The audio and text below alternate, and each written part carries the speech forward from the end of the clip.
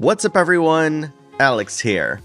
So by the time this video comes out, a bunch of nominations for an upcoming huge gaming award show have probably been announced. And I thought to myself, well, the Backlog Battle Awards happens every single year towards the end of the year, so why not let you know who the nominees are for this year's Game of the Year?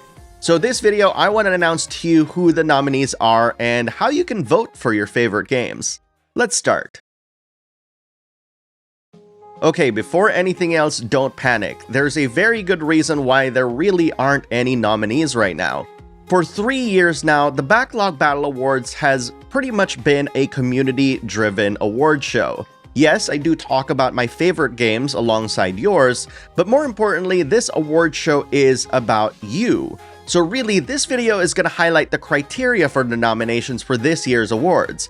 And before I continue, I just have to say this because this is super important. The Community Awards is for you.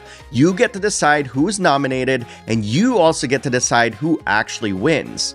To underscore the importance of your vote, last year's Game of the Year winner, which was Elden Ring, won over Xenoblade Chronicles 3 by 3 votes. I'm not joking, like I was really surprised because Elden Ring and Xenoblade Chronicles 3 were neck and neck towards the end, and all of a sudden, voting stopped. Elden Ring won.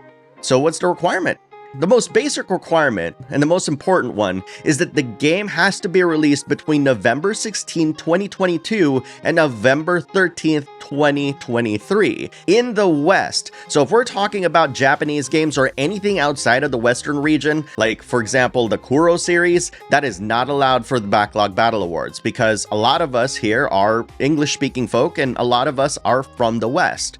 If you need a reminder of what games came out during this time period, I actually have several links posted in the pinned comment and the description of this video that'll take you to my monthly release videos. This is one of the biggest reasons why I'm actually making these monthly release videos, is so that you can be reminded of the games that have come out over the past year or so. And of course, when it comes time to nominations, well, you know what to do. You just watch these videos, or heck, you just look at the chapter markers. You don't even need to watch the videos and you'll find out what games came out.